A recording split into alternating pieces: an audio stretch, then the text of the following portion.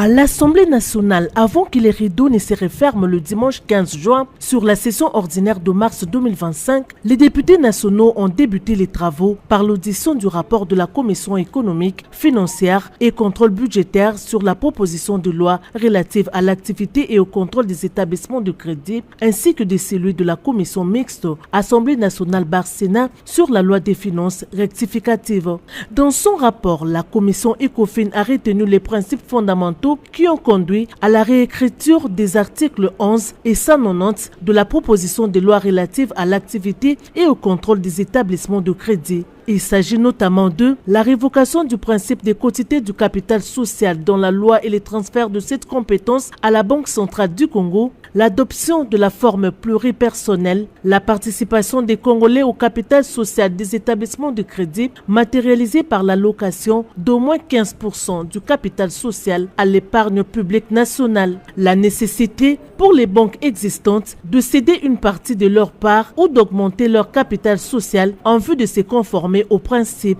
la prolongation du délai de mise en application a mentionné dans la loi, la création d'un marché financier local. Concernant la loi des finances rectificatives, la commission mixte Assemblée nationale Sénat renseigne que ce texte a connu les amendements suivants.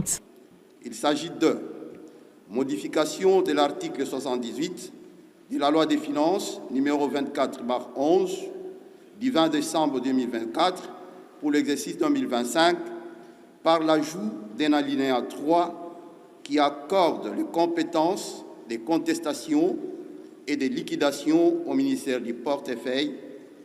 d'où la création de l'article 11 nouveau du projet de loi des finances rectificative de l'exercice 2025. La réallocation de certains postes de dépenses du budget général du projet de loi des finances rectificative 2025.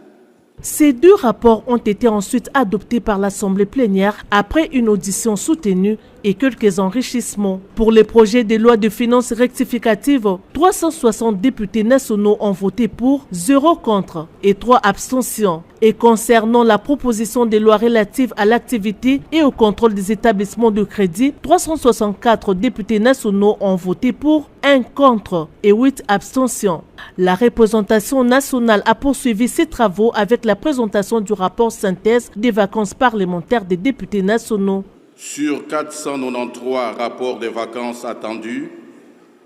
280 rapports ont été reçus et exploités par la Commission, soit un taux de 56%, c'est-à-dire une régression de 5%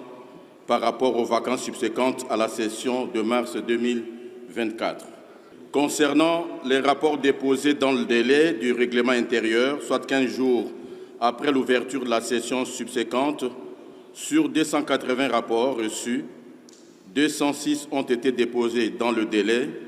contre 74 hors délai. Ce rapport a été adopté par les élus du peuple qui ont par la même occasion formulé quelques propositions à la commission temporaire mise en place pour son élaboration pour que les problèmes évoqués ne restent pas lettre morte. Avant de décréter les huis clos en rapport avec la présentation du rapport de la commission spéciale et temporaire chargée d'examiner les réquisitoires du procureur général près la Cour de cassation aux fins d'autoriser des poursuites judiciaires contre le ministre de la Justice et la présentation du projet du budget de l'Assemblée nationale pour l'exercice 2026, la plénière a auditionné le rapport du bureau sur les initiatives législatives, le contrôle parlementaire, le contrôle budgétaire et l'exécution des résolutions et recommandations. L'Assemblée nationale a reçu du gouvernement 29 projets de loi, parmi lesquels 27 ont été définitivement adoptés par l'Assemblée plénière, tandis que 2 sont en examen au sein des commissions permanentes.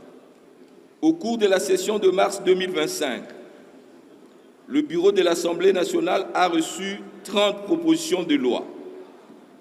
Elles ont été toutes soumises à l'exigence de leur envoi au gouvernement pour des observations éventuelles